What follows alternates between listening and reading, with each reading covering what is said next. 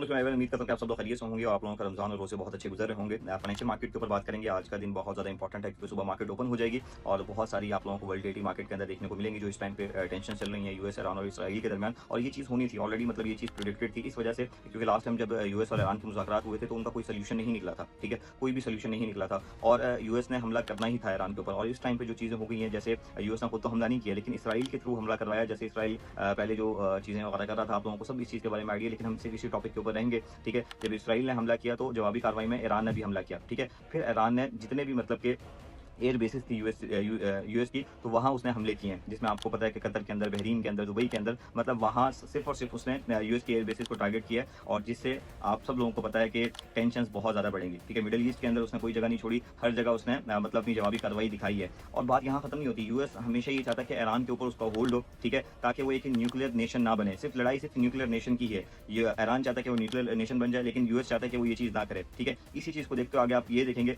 जैसे कल एक और बयान दिया है ट्रंप ने कि वो जो अफगानिस्तान की एयरबेस है बटग्राम, उसके ऊपर भी वो पूरा कब्जा चाहते हैं। जैसे 20 साल उन्होंने मतलब कि उसके ऊपर कब्जा रखा, अपने फौजी बिठा के रखे। रिसेंट तकरीबन 2 साल पहले आप लोगों ने देखा होगा कि वो अफगानिस्तान ने अपने अंडर ली थी, लेकिन उसके ऊपर भी वो अपना कब्जा चाहता है ताकि वो चीन के जितने भी न्यूक्लियर सिस्टम है उसके ऊपर नजर रख सके। तो आप समझ रहे हैं इस चीज़ के फाइनेंशियल मार्केट के ऊपर बहुत ज़्यादा इंपैक्ट पड़ेंगे। लास्ट टाइम जितनी भी मतलब फाइनेंशियल चीज़ें हुई हैं, जितना भी इंपैक्ट आप लोगों ने देखा है, फंडामेंटली आपने गोल्ड को बहुत ज़्यादा ऊपर नीचे जाता हुआ देखा। 5600 गोल्ड ने ऑल टाइम हाई लगा दिया। तो वो सेम सिचुएशन अब दोबारा आप लोगों को देखने को मिलेगी। बहुत ज़्यादा वॉलिटिलिटी आप लोगों को देखने को मिलेगी और मार्केट जब सुबह ओपन होगी तो मार्केट अच्छा खासा गैप लगा सकती है। अब एज अ ट्रेडर होते हुए हमने क्या देखना है, खास तौर पर आप लोगों को जो रिकमेंडेशन है क्योंकि मुझे पता है कि बहुत सारे लोग हैं वो छोटा छोटा कैपिटल लेके बैठे हुए हैं। ठीक है, तो मैं आप लोगों से एक चीज़ हम्बल से रिक्वेस्ट करूँगा कि जितने भी अकाउंट होल्डर्स हैं जिनके $200-300 के राउंड अबाउट अकाउंट है, ये मैंने अपने ग्रुप के अंदर भी वॉइस की थी, लाइव सेशन के अंदर भी ऑलरेडी मैं अपडेट करता रहता हूँ। अगर आप उसका पार्ट है तो वो थोड़ा मार्केट से दूर रहिएगा जब तक मार्केट स्टेबल नहीं होती।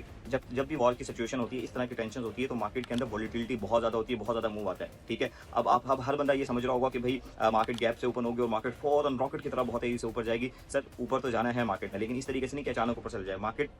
ठीक है, बहुत तेजी से नीचे भी गिर सकती है, आपको मैनिपुलेट भी कर सकती है। तो मार्केट की साइकी आपने समझ के ट्रेड करनी है, ऐसे नहीं आप आंखें बंद करके मार्केट के अंदर ट्रेड करने बैठे। और खासतौर पे छोटे अकाउंट होल्डर्स तो दूर हैं। अब बहुत सारे लोग ऐसे होंगे जिन्होंने अपनी एसएल की पोजीशन होल्ड की होंगी ओवर द नाइट। अब उनकी दिल की धड़कनें जो है ऊपर नीचे हो रही होंगी कि यार ये तो बड़ी टेंशन वगैरह चल रही है और मार्केट में तकरीबन 1000 पिप पर गैप ना मार दे, मार्केट 2000 पिप पर गैप ना मार दे, उसके बाद मार्केट फ्लाई करे, हमें मौका ही ना मिले। अब कुछ लोग ऐसे हैं जो कह रहे हैं कि जैसे ही मार्केट ओपन होगी हम फॉरन बाई की पोजीशन ओपन करेंगे। लेकिन आप ये देखेंगे जब मार्केट ऑलरेडी 2000 पिप या 1000 पिप या 500 पिप इवन के गैप से ओपन हो रही है, अगर आप वहां से अपनी एंट्री प्लेस करें तो आपका स्टॉप लॉस क्या होगा, आपकी रिस्क मैनेजमेंट कहाँ जाएगी, कुछ भी आपका मतलब वो नहीं होगा। तो मेरी आप लोगों से सिंपल सी गाइडेंस यही होगी, यही मैं आप लोगों को कहूंगा कि मार्केट ओपन हो जाए। ठीक है, मार्केट को कहीं भी जाने दो, कोई मसले वाली बात नहीं। ठीक है, मार्केट यही है, दोबारा चीजें सेट हो जाएंगी, इजी स्टील माहौल हो जाएगा, नो इशू, कोई मसले वाली बात नहीं है। एशियन सेशन देखिए, लंदन सेशन देखिए, जब मार्केट रिट्रेस करे, अगर आपको बाय की कंफर्मेशन मिल रही है तो उसके ऊपर आप अपना रिस्क करें। इस तरह के डेज के अंदर आप अपनी रिस्किंग वैसे ही कर दें। वैसे अगर आप नॉर्मली 2 या 3 4 5% रिस्क ले रहे हैं तो उसको भी मिनिमाइज कर दें। ठीक है, क्योंकि स्टॉप लॉसेस बड़े बनेंगे। अगर आपका कैपिटल प्रोटेक्ट होगा, सर पैसे बना लेंगे, पैसे बना लेंगे, सिर्फ कैपिटल प्रोटेक्ट होना जरूरी है। तो आई होप सो कि वीडियो आप लोगों को अच्छी लगी है तो अकाउंट को फॉलो कर लें और मुझे कमेंट बॉक्स के अंदर लाजमी बताइएगा कि आपने नेक्स्ट क्या प्लान किया है। कहीं आप ट्रेड होल्ड करके तो नहीं बैठे, खास तौर पर सेल के अंदर, या आप भी कंफर्मेशन के साथ ट्रेड करते हैं। थैंक यू सो मच, अल्लाह हाफिज़।